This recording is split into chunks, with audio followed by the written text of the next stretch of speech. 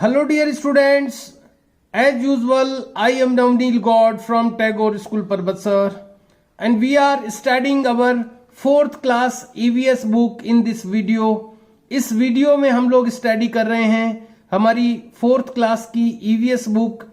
Dear students, as you know, जैसा कि आप जानते हैं, it is the 4th video of this second lesson. हमारा ये जो सेकेंड लेसन है, organ systems of our body, हमारी बॉडी के ऑर्गन सिस्टम्स. इस लेसन में हम लोग हमारी बॉडी के अंदर जो अलग अलग सिस्टम काम करते हैं, कुछ जो ऑर्गन्स हैं वो मिलकर के एक सिस्टम बनाते हैं और एक सिस्टम किसी एक पर्टिकुलर काम को पूरा करने के लिए काम करता है. ऐसे यहां पर 8 टाइप के सिस्टम्स इस लेसन में दिए गए हैं. उसमें से स्केलेटल सिस्टम हम पढ़ चुके हैं, मस्कुलर सिस्टम हम पढ़ चुके हैं और डाइजेस्टिव सिस्टम हम पढ़ चुके हैं. इस वीडियो से रिलेटेड 3 वीडियोस, इस लेसन से रिलेटेड 3 वीडियोस मैं पोस्ट कर चुका हूं और ये आज का वीडियो 4th वीडियो है इस लेसन का. Today we are starting with respiratory system. आज हम लोग स्टडी करेंगे रेस्पिरेटरी सिस्टम के बारे में, हिंदी में जिसको श्वसन तंत्र कहा जाता है, यानी सांस लेने का सिस्टम. आपको जैसा कि पता है, हम नाक से सांस लेते हैं, लेकिन आपने फील किया होगा जब भी हम नाक से सांस लेते हैं तो हमारी जो चेस्ट है, हमारी जो छाती है, वो फूलती है. तो ये हमारी जो चेस्ट है वो क्यों इन्फ्लेट होती है, फूलती क्यों है? तो आपको पता लगेगा कि अंदर, चेस्ट के अंदर 2 हमारे लंग्स होते हैं, जो हम लोग एयर अंदर इनटेक लेते हैं. अंदर जब हम एयर को लेते हैं, हवा को लेते हैं, तो ये हमारे जो लंग्स हैं अंदर चेस्ट के अंदर होते हैं, ये इनफ्लैट होते हैं, यानी कि फूलते हैं. आइए स्टडी करते हैं रेस्पिरेटरी सिस्टम के बारे में, श्वसन तंत्र के बारे में, यानी सांस लेने के तंत्र के बारे में. द ऑर्गन्स यानी अंग ऑफ दिस सिस्टम, इस सिस्टम के ऑर्गन्स यानी इस सिस्टम के अंग हेल्प करते हैं, अस यानी हमें, हमारी सहायता करते हैं, टू ब्रीद, सांस लेने में. ब्रीद यानी सांस लेना. इस सिस्टम के जो ऑर्गन्स होते हैं, इस सिस्टम के जो अंग होते हैं, वो हमारी हेल्प करते हैं ब्रीद करने में यानी सांस लेने में, एंड सप्लाई, और सप्लाई करने में ऑक्सीजन को सप्लाई करने में, टू ऑल पार्ट्स, सभी हिस्सों को, ऑफ द बॉडी के जितने भी पार्ट्स होते हैं, हर एक पार्ट तक ऑक्सीजन सप्लाई करने में और ब्रीदिंग में. ये जो रेस्पिरेटरी सिस्टम है, ये जो श्वसन तंत्र है, इसके जो भी ऑर्गन्स होते हैं, ये हमारी हेल्प करते हैं थ्रू ब्लड के द्वारा. ये हर एक पार्ट तक ऑक्सीजन किसके थ्रू पहुंचती है? ब्लड के थ्रू. ब्लड यानी खून. अपनी बॉडी के अंदर जो ब्लड होता है, जो खून होता है, वो चलता रहता है, वो रनिंग करता रहता है और नलियां पूरी बॉडी में हमारे डिस्ट्रीब्यूटेड होती है, बटी रहती है. पूरी बॉडी के एक एक हिस्से तक नलियां, खून की जो नलियां हैं, जिनको वेसल्स कहा जाता है, वाहिकाएं कहा जाता है, हर एक अंग तक खून की नलियां होती है और इस ब्लड के थ्रू ऑक्सीजन हर पार्ट तक पहुंचती है, हर हिस्से तक पहुंचती है. लेकिन ऑक्सीजन को हर एक हिस्से तक ब्लड के थ्रू पहुंचाने वाला जो ये सिस्टम है, इसको रेस्पिरेटरी सिस्टम कहा जाता है, श्वसन तंत्र कहा जाता है. द रेस्पिरेटरी सिस्टम, ये जो श्वसन तंत्र है, इंक्लूड्स, इसमें शामिल है. देखिए, हम लोग पढ़ चुके हैं पिछले वीडियोस में भी कि कोई भी सिस्टम जब बनता है तो उसमें बहुत सारे ऑर्गन्स काम करते हैं. कई सारे ऑर्गन्स यानी अंग मिलकर के एक सिस्टम बनाते हैं. इसी तरह ये जो रेस्पिरेटरी सिस्टम है, इसमें भी कई ऑर्गन मिलकर के काम करते हैं. तो कौन कौन से ऑर्गन्स, कौन कौन से अंग इसमें इंक्लूड हैं? इंक्लूड यानी शामिल है.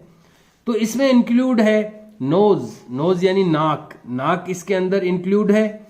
विंड पाइप यानी श्वसन नलिका, श्वास नलिका, वायु नलिका. देखिए, मैं आपको इस पिक्चर में से बताना चाहूंगा, ये हमारा रेस्पिरेटरी सिस्टम है. ये नोज से स्टार्ट होता है। नोज से जब एयर अंदर आती है तो उसके बाद ये इस नलिका में आती है, इस पाइप में आती है। इसको विंड पाइप कहते हैं। ये जो पाइप दिख रहा है आपको नोज के बाद में, ये विंड पाइप यहां से लेकर के और यहां तक विंड पाइप है। उसके बाद में ये लंग्स है, जिसको हिंदी में फेफड़े कहते हैं। ये लंग्स होते हैं दोनों। तो ये आपको जो यहाँ पर पढ़ने को मिल रहा है, नोज, उसके बाद विंड पाइप और ये लंग्स, ये मैं आपको शो करना चाह रहा था इस पिक्चर में से। तो आइए फिर से वहां से देखते हैं। द रेस्पिरेटरी सिस्टम, श्वसन तंत्र, इंक्लूड्स यानी इसमें शामिल है नोज यानी नाक, विंड पाइप जो अभी मैंने आपको पाइप बताया था, विंड यानी हवा, वायु नली यानी विंड पाइप, एंड लंग्स और फेफड़े। यहां पर फिर से मैं बताऊंगा, nose, windpipe and lungs, ये तीन चीजें इस सिस्टम में इंक्लूड हैं, शामिल हैं। वी ब्रीद, हम सांस लेते हैं, इन यानी अंदर की तरफ। वी ब्रीद इन, हम सांस लेते हैं अंदर। अंदर सांस लेने को इनहेल भी कहा जाता है। वी ब्रीद इन, हम सांस लेते हैं अंदर, और इनहेल या अंदर की तरफ सांस लेते हैं थ्रू द नोज, नोज के थ्रू यानी नाक के द्वारा। हम इनहेल करते हैं। इनहेल का मतलब अंदर सांस लेना, या ब्रीद इन भी कह सकते हैं इसको। सांस को बाहर निकालने को ब्रीद आउट कहते हैं, और सांस को अंदर लेने को ब्रीद इन कहते हैं। और ऐसे ही इनहेल का मतलब है अंदर सांस लेना, एक्सहेल का मतलब होता है बाहर निकालना। तो ये दोनों शब्द ध्यान रखने हैं। वी ब्रीद इन, हम अंदर सांस लेते हैं, और इनहेल या इनहेल करते हैं थ्रू द नोज, नोज के थ्रू यानी नोज के द्वारा, नाक के द्वारा। The hair present in our nose, हमारे नाक में जो हेयर यानी बाल प्रेजेंट होते हैं, आपको पता है नाक के अंदर भी बाल होते हैं, बाल को हेयर कहते हैं। द हेयर, बाल, प्रेजेंट यानी जो उपस्थित होते हैं, इन अवर नोज, हमारे नोज में। हमारे नोज के अंदर जो हेयर प्रेजेंट होते हैं, जो बाल उपस्थित होते हैं, क्लीन यानी साफ करते हैं, द एयर यानी हवा को साफ करते हैं नाक के बाल। कैसे? बाय कैचिंग, पकड़कर। किसको पकड़कर? जर्म्स यानी कीटाणुओं को। जर्म्स एंड डस्ट, कीटाणुओं, जर्म्स और डस्ट यानी मिट्टी के कणों को। जो हमारे नाक में जब हम सांस को अंदर लेते हैं तो हवा के साथ साथ जर्म्स भी आ सकते हैं और डस्ट यानी मिट्टी भी आ सकती है। तो ये जर्म्स जो होते हैं यानी कीटाणु जो होते हैं, और जो डस्ट होती है यानी मिट्टी के कण होते हैं, ये हवा के साथ अपने नाक में आ सकते हैं। तो अंदर जो बाल होते हैं नाक के अंदर, वो उनको अटका लेते हैं, अंदर नहीं जाने देते, बालों में अटक जाते हैं। अगर कोई जर्म्स होते हैं या कोई डस्ट पार्टिकल्स यानी मिट्टी के पार्टिकल यानी कण होते हैं, तो वो हमारे जो उनको ये कैच कर लेते हैं यानी पकड़ लेते हैं। कौन? जो hair in the nose, nose के अंदर जो हेयर होते हैं वो डस्ट पार्टिकल्स को और जर्म्स को कैच कर लेते हैं यानी पकड़ लेते हैं, और इस तरह से वो एयर को क्लीन करते हैं, हवा को साफ करते हैं। द एयर, हवा, देन ट्रेवल्स, देन यानी फिर, ट्रेवल्स यानी यात्रा करती है। उसके बाद नाक में से अंदर चली गई हवा, नाक के अंदर, नोज के अंदर जो हेयर्स थे उन्होंने एयर को क्लीन कर दिया, साफ कर दिया। फिर ये हवा ट्रेवल्स यानी यात्रा करती है डाउन यानी नीचे की ओर, द विंड पाइप, जो वायु नली है, जो विंड पाइप है, ये वाली जो पाइप है विंड पाइप, इसमें ये ट्रेवल करती है, इसमें ये हवा ट्रेवल करती है यानी यात्रा करती है आगे की। डाउन यानी नीचे की तरफ जाती है ये, down the wind pipe, wind pipe में से ये नीचे की तरफ जाती है एयर, एंड फिल्स, और भरती है, फिल करती है यानी भरती है, द लंग्स यानी फेफड़ों को। नीचे की तरफ जाकर के ये जो अपने 2 लंग्स होते हैं, जो फेफड़े होते हैं, उनको ये फिल करती है हवा। द लंग्स, जो फेफड़े होते हैं, ये जो लंग्स हैं अपने दोनों, द लंग्स, ये लंग्स क्या होते हैं? द लंग्स आर, लंग्स हैं, लाइक यानी तरह है, 2 बैग्स यानी 2 थैलों की तरह होते हैं ये लंग्स। 2 बैग्स की तरह होते हैं इनसाइड द चेस्ट, चेस्ट के अंदर की तरफ, चेस्ट यानी छाती, अपनी चेस्ट के अंदर यानी छाती के अंदर की तरफ ये 2 थैले जैसे यानी बैग के जैसे ये लंग्स होते हैं। व्हेन यानी जब, वी ब्रीद इन हम अंदर सांस लेते हैं, अवर लंग्स हमारे जो लंग्स होते हैं, एक्सपेंड यानी बढ़ते हैं या फूलते हैं।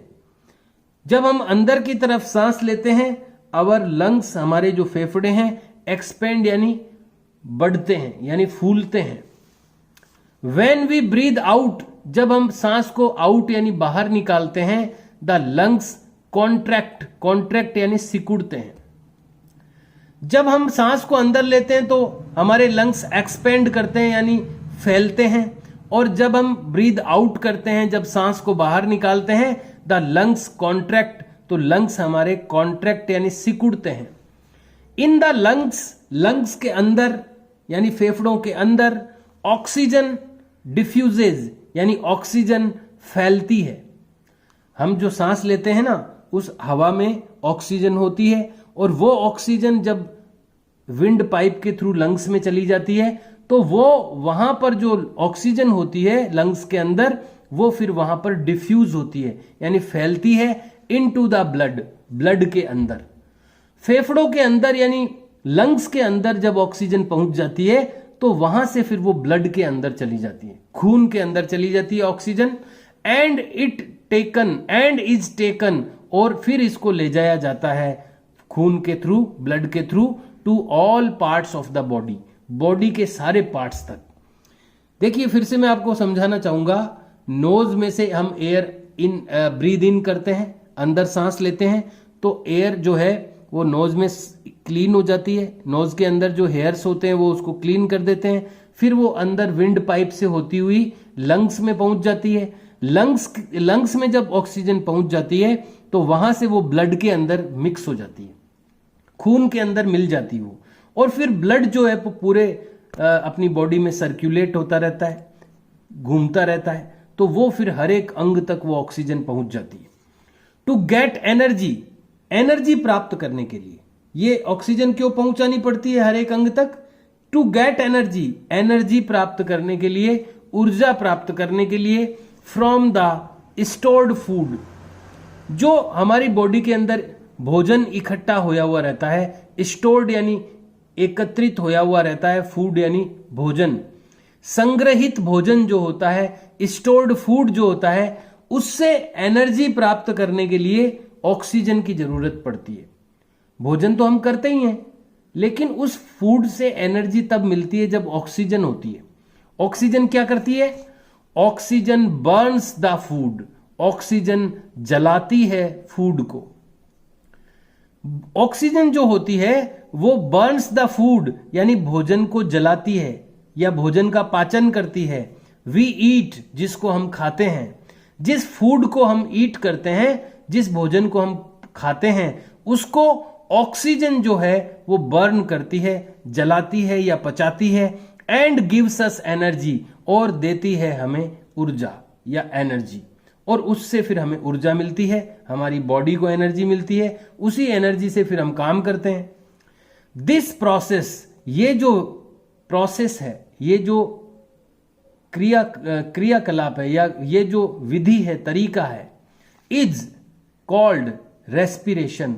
ये जो प्रोसेस है, ये जो विधि है, तरीका है, इसको रेस्पिरेशन कहते हैं, इसको श्वसन कहते हैं। हिंदी में श्वसन कहते हैं, इंग्लिश में इसको रेस्पिरेशन कहते हैं, और इसी रेस्पिरेशन शब्द से ही बना है रेस्पिरेटरी सिस्टम, श्वसन तंत्र। देखिए फिर से मैं आपको समराइज रूप में बताना चाहूंगा। नोज से, नाक से अपन ब्रीद इन करते हैं, सांस को अंदर लेते हैं, वो जो ऑक्सीजन है, वो जो एयर है, नोज से होती हुई विंड पाइप में जाती है, विंड पाइप से होती हुई वो लंग्स में पहुंचती है, और लंग्स में फिर वो लंग्स में आकर के ऑक्सीजन ब्लड में मिक्स हो जाती है, और ब्लड के थ्रू हर एक बॉडी के पार्ट तक पहुंचती है। और ये ऑक्सीजन हमारे द्वारा जो फूड हम लेते हैं, हम जो भोजन करते हैं, उस फूड को ये ऑक्सीजन बर्न करती है, जलाती है या पचाती है और उसमें से फिर एनर्जी निकलती है, वो एनर्जी हमारे काम आती है। और ये जो पूरी की पूरी प्रोसेस है जो मैंने अभी बोली है, ये रेस्पिरेशन कहलाता है, श्वसन कहलाता है। Food gives out carbon dioxide. अब ये फूड को जब जलाती है ऑक्सीजन तो एनर्जी तो निकलती है, साथ में कार्बन डाइऑक्साइड गैस भी निकलती है एनर्जी के साथ में। फूड गिव्स आउट, भोजन देता है बाहर की ओर। ये जो भोजन होता है जब ये बर्न होता है, जब जलता है या पचता है, गिव्स आउट तो ये बाहर निकालता है कार्बन डाइऑक्साइड। ऑक्सीजन गैस तो अंदर आ गई और कार्बन डाइऑक्साइड गैस बाहर निकलती है जब फूड को बर्न किया जाता है ऑक्सीजन के द्वारा। तो एनर्जी तो मिलती है हमें, लेकिन एनर्जी के साथ साथ कार्बन डाइऑक्साइड गैस भी निकलती है आफ्टर बर्निंग होने के बाद, जलने के बाद, भोजन के जलने के बाद या भोजन के पचने के बाद। वी ब्रीद आउट, हम सांस को बाहर निकालते हैं, और एक्सहेल या एक्सहेल करते हैं। जैसे मैंने बताया था उस टाइम आपको, इनहेल करना यानी अंदर लेना, एक्सहेल करना यानी बाहर निकालना। ब्रीद इन करना यानी अंदर सांस लेना, ब्रीद आउट यानी बाहर सांस निकालना। तो जब हम एक्सहेल करते हैं, सांस को बाहर निकालते हैं, एक गैस कॉल्ड कार्बन डाइऑक्साइड, जो कि कार्बन डाइऑक्साइड कहलाती है, द लंग्स कॉन्ट्रैक्ट। जो लंग्स होते हैं, जो फेफड़े होते हैं, कॉन्ट्रैक्ट यानी सिकुड़ते हैं and push the air up, और हवा को बाहर की तरफ, ऊपर की तरफ पुश कर देते हैं यानी धक्का दे देते हैं। देखिए, मान लो कोई गुब्बारा फूला हुआ है, गुब्बारे को आप पिचकाओगे तो हवा बाहर की तरफ निकलेगी ना। ऐसे ही गुब्बारे की जैसे, बैलून की जैसे ही हमारे लंग्स होते हैं। जब लंग्स कॉन्ट्रैक्ट करते हैं, जब वो सिकुड़ते हैं, तो हमारे लंग्स के अंदर से जो हवा होती है वो अपर साइड में यानी ऊपर की साइड में बाहर की तरफ निकलती है, और उसके साथ वो कार्बन डाइऑक्साइड गैस भी निकल जाती है। द एयर अप, ऊपर की तरफ एयर को पुश करती है। द विंड पाइप जो होती है उसमें ऊपर की तरफ एयर को पुश किया जाता है जब अपने लंग्स कॉन्ट्रैक्ट करते हैं, सिकुड़ते हैं तो। एंड आउट, और बाहर निकल जाती है ये हवा थ्रू द नोज, नाक के द्वारा। तो आपने देखा होगा, नाक से हम सांस को लेते भी हैं और निकालते भी हैं। तो जब अपन अंदर लेते हैं तो उसको ब्रीद इन कहते हैं, जब बाहर निकालते हैं तो उसको ब्रीद आउट कहते हैं। जब अंदर लेने को ब्रीद इन के अलावा इनहेल भी कहते हैं, बाहर निकालने को ब्रीद आउट के अलावा एक्सहेल भी कहते हैं।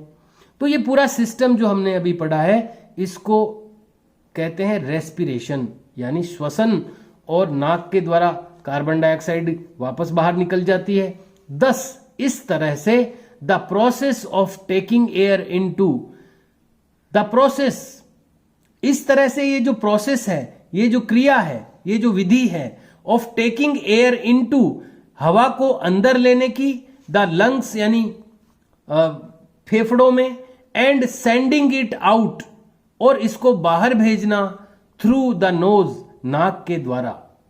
यानी फेफड़ों में अंदर हवा को अंदर लेना और नाक के द्वारा जो कार्बन डाइऑक्साइड वाली गैस है उसको बाहर निकालना, ये जो प्रोसेस है इज कॉल्ड ब्रीदिंग। इसको ब्रीदिंग कहते हैं, इसको सांस लेना कहते हैं। Dear students, it was the respiratory system. ये था अपना respiratory system. The next system is circulatory system. अगला जो सिस्टम है हमारी बॉडी का, हम लोग क्या पढ़ रहे हैं, हमारे पढ़ रहे हैं ऑर्गन सिस्टम्स के बारे में पढ़ रहे हैं। हमारी बॉडी के अंदर जो ऑर्गन सिस्टम काम करते हैं, जो अंग तंत्र काम करते हैं, उनके बारे में हम लोग स्टडी कर रहे हैं। हम कई सिस्टम्स के बारे में स्टडी कर चुके हैं। हम स्टडी कर चुके हैं स्केलेटल सिस्टम के बारे में, यानी हड्डियों के सिस्टम के बारे में। फिर हम लोग स्टडी कर चुके हैं मस्कुलर सिस्टम, यानी हमारे मांसपेशियों के सिस्टम के बारे में। उसके बाद में हम स्टडी कर चुके हैं डाइजेस्टिव सिस्टम, यानी पाचन तंत्र के बारे में। और अभी अभी हमने स्टडी किया है रेस्पिरेटरी सिस्टम के बारे में, यानी श्वसन तंत्र के बारे में। और अब हम स्टडी करने वाले हैं द सर्क्यूलेटरी सिस्टम, यानी वितरण का तंत्र। सर्क्यूलेटरी सिस्टम यानी वितरण का तंत्र। हमारी बॉडी के अंदर जो भी जरूरी चीजें होती है वो हर एक जगह पहुंचानी पड़ती है। एक पैर के नाखून तक भी चीजें पहुंचती है, सिर से लेकर के पैर तक, हमारी बॉडी के हर पार्ट तक चीजों को पहुंचाना पड़ता है और वहां से कुछ चीजें वापस भी लानी पड़ती है। जैसे अभी हमने पढ़ा कि ऑक्सीजन तो जाती है हर एक हिस्से तक और कार्बन डाइऑक्साइड वापस आती है। ऐसे हमारी बॉडी के हर पार्ट तक कुछ चीजों को पहुंचाना पड़ता है और कुछ चीजों को लाना पड़ता है। ये जो वितरण का काम है, ये जो सर्कुलेशन का काम है, ये जो सिस्टम है हमारी बॉडी का, इसको सर्कुलेटरी सिस्टम कहते हैं। सर्कुलेशन यानी कि वितरण, संचार कर, चीजों को पहुंचाने का सिस्टम, द सर्कुलेट करने का सिस्टम, द सर्कुलेटरी सिस्टम, वितरण का तंत्र। अब देखिए, ये इस तरह से हमारी बॉडी में, पूरी बॉडी में ये इस तरह से नलियां बिछी रहती है। ये ले जाती है चीजों को और वापस भी लाती है। देखो, ले जाने वाली जो नलियां हैं वो अलग होती है, लाने वाली नलियां अलग होती है।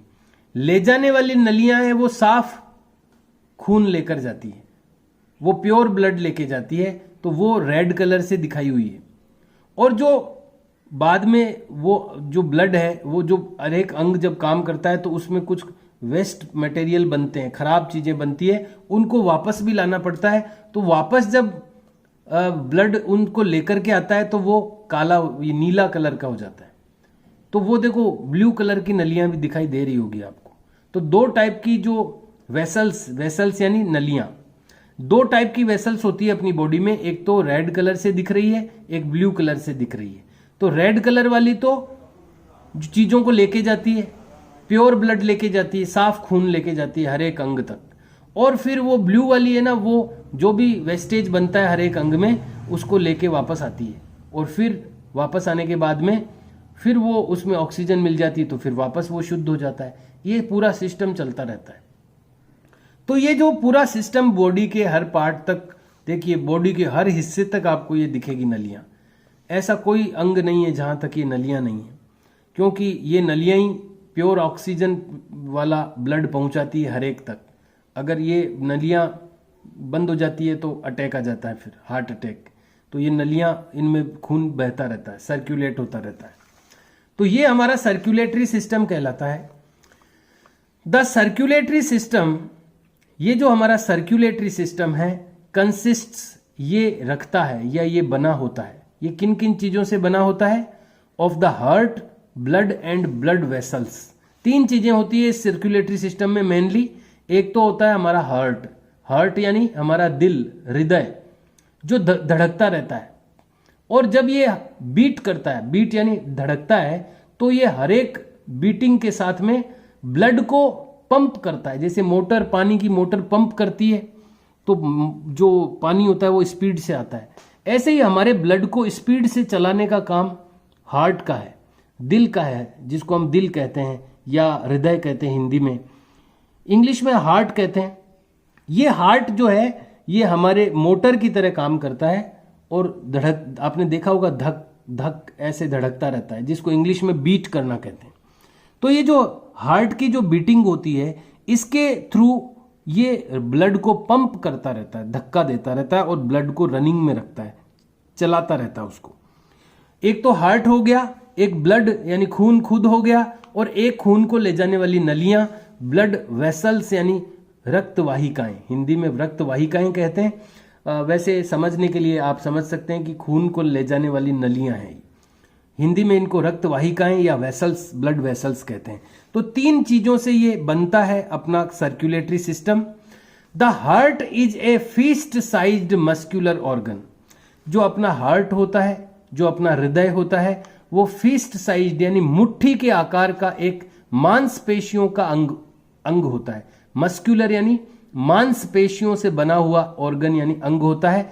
फिस्ट साइज्ड यानी मुट्ठी के आकार का। आपकी मुट्ठी कितनी बड़ी है उतना ही बड़ा आपका हार्ट होता है। तो ये जो हार्ट होता है अपना, जो हृदय होता है, is a fist sized muscular organ. ये मुट्ठी के आकार का एक मांसपेशियों का ऑर्गन होता है। इट इज लोकेटेड, ये स्थित होता है। हार्ट कहां पर होता है? In the rib cage. Rib cage यानी पसलियां जो होती है अपनी छाती में, उसको पसलियों का जो पूरा ये पिंजरा जैसा बना होता है, इसको रिब केज कहते हैं। इन पसलियों के नीचे होता है अपना heart. In the rib cage, rib cage यानी पसलियों के ढांचे के अंदर होता है बिटवीन द टू लंग्स। ये जो दो लंग्स होते हैं, जो फेफड़े अपन ने देखे थे अभी, इन लंग्स के यहां पर बिटवीन यानी बीच में होता है ये heart. In the rib cage, जो रिब केज यानी हमारे जो पसलियों का ढांचा होता है उसके अंदर होता है ये, और बिटवीन द टू लंग्स, और इन दो लंग्स के बीच में होता है। किसकी बात कर रहे हैं हम? हार्ट की। ए हेल्दी हार्ट, एक स्वस्थ जो हृदय होता है, जो हेल्दी हार्ट होता है, बीट्स यानी धड़कता है about 70 to 80 times in a minute.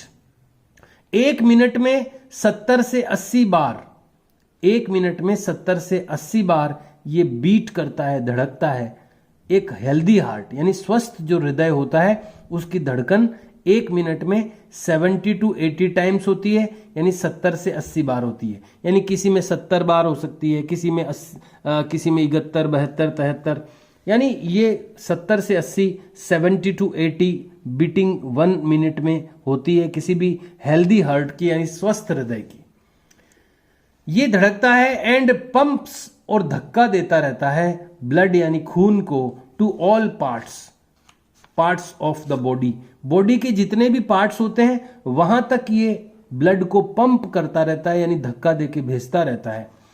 It moves, ये गति करता है थ्रू द बॉडी। ये जो खून है, अब बात हो गई है ब्लड की बात हो गई है। इट मूव्स, ये गति करता है, चलता है थ्रू द बॉडी, बॉडी में से इन ट्यूब्स, कुछ नलियों, ट्यूब यानी नलियां, कुछ नलियों के थ्रू ये बॉडी में चलता रहता है खून, कॉल्ड ब्लड वेसल्स, जिनको ब्लड वेसल्स कहा जाता है, यानी रक्त वाहिकाएं कहा जाता है। ब्लड वेसल्स जो खून की नलियां हैं आर ऑफ 2 टाइप्स, ये 2 टाइप की होती है। मैंने बताया था ना आपको कि 2 टाइप की नलियां होती है इसमें, एक तो रेड वाली, एक ब्लू वाली। तो 2 प्रकार की नलियां होती है।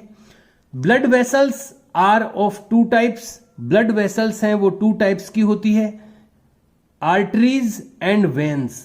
एक तो होती है आर्टरीज और दूसरी होती है वेन्स। आर्टरीज को हिंदी में धमनी कहते हैं और वेन्स को हिंदी में शिरा कहते हैं। तो 2 टाइप की वेसल्स होती है ब्लड की नलियां 2 टाइप की होती है, एक तो आर्टरीज कहलाती है, एक वेन्स कहलाती है। अब इनमें डिफरेंस क्या है दोनों में? आर्टरीज में और वेन्स में अंतर क्या है? आर्टरीज ले जाती है प्योर ब्लड, शुद्ध रक्त को, ये प्योर ब्लड को लेके जाती है। हैविंग ऑक्सीजन, जिसमें की ऑक्सीजन होती है, ये प्योर ब्लड को ले जाती है। आर्टरीज जो होती है ये प्योर ब्लड को ले जाती है जिसमें की ऑक्सीजन मिली हुई होती है। फ्रॉम द हार्ट से जाती है, हार्ट से लेके जाती है, हृदय से, to different parts of the body के अलग अलग पार्ट्स में ये प्योर ब्लड को लेके जाती है जिसमें कि ऑक्सीजन मिक्स की हुई होती है। और ये तो हो गई आर्टरीज। दूसरी जो नलियां होती है वेन्स कहलाती है। ये क्या करती है? कैरी, यानी ये लेके जाती है इम्प्योर ब्लड, ये अशुद्ध रक्त को ले जाती है। हैविंग कार्बन डाइऑक्साइड, जिसमें कि कार्बन डाइऑक्साइड मिली हुई होती है, वो तो ऑक्सीजन मिक्स वाली प्योर ब्लड को ले जाती है, वो तो आर्टरीज हो गई। और जो कार्बन डाइऑक्साइड मिक्स वाले इम्प्योर यानी अशुद्ध ब्लड को लेके जाती है वो वेन्स कहलाती है। From different parts of the body, ये अलग अलग बॉडी के जो पार्ट्स होती है वहां से लेकर आती है ब्लड को टू द हार्ट तक लेके आती है। दस इस तरह से the function of the blood, ये जो खून का जो फंक्शन है, कार्य है, इज वो क्या है? इस तरह से ब्लड का जो काम क्या है? टू कैरी ऑक्सीजन को कैरी करना यानी लेके जाना, एंड न्यूट्रिएंट्स और पोषक तत्वों को लेकर जाना। ऑक्सीजन और न्यूट्रिएंट्स, ऑक्सीजन और पोषक तत्वों को कैरी करना यानी लेके जाना to all parts of the body के सभी हिस्सों तक। एंड टेक बैक, और वापस लेके आना द वेस्ट मटेरियल, बेकार चीजों को, फ्रॉम देम, वहां से। यानी ब्लड के द्वारा ऑक्सीजन हर एक अंग तक पहुंचती है और ब्लड के द्वारा ही न्यूट्रिएंट्स यानी कि पोषक तत्व, जरूरी चीजें बॉडी के हर पार्ट तक पहुंचती है, और जब हर पार्ट तक ये चीजें पहुंचती है तो वहां पर उस जगह पर जहां पर ऑक्सीजन पहुंची है, जहां तक न्यूट्रिएंट्स पहुंचे हैं, वहां पर फिर एनर्जी पैदा होती है, और एनर्जी के साथ साथ में कार्बन डाइऑक्साइड भी पैदा होती है। तो वो कार्बन डाइऑक्साइड को फिर ब्लड वापस लेके आता है, लेकिन ले जाने वाली वेसल्स अलग है, उनको आर्टरीज कहते हैं। और वापस जब कार्बन डाइऑक्साइड मिला हुआ ब्लड लेकर के आती है, वो जो नलियां, जो ये वेसल्स, उनको कहते हैं वेन्स। तो दो टाइप की वेसल्स हो गई, आर्टरीज और वेन्स। इनमें क्या डिफरेंस है वो भी हमने स्टडी कर लिया। Now dear students, we have completed the study of circulatory system. हमारे सर्कुलेटरी सिस्टम को हमने कंप्लीट कर लिया है। Today we have completed 2 systems. आज हमने 2 सिस्टम्स के बारे में स्टडी की है। One was the respiratory system, एक था respiratory system, and second was circulatory system, और दूसरा था circulatory system. I have explained you by the diagrams also. मैंने आपको डायग्राम्स के थ्रू भी एक्सप्लेन किया है, समझाया है। This diagram is related to respiratory system. ये डायग्राम रेस्पिरेटरी सिस्टम से रिलेटेड है, and this diagram is related to circulatory system. The time is over dear students, समय आज का पूरा हो गया है। We have to finish the video. आज का वीडियो हमें फिनिश करना होगा। We will study the remaining body, the systems, the remaining systems.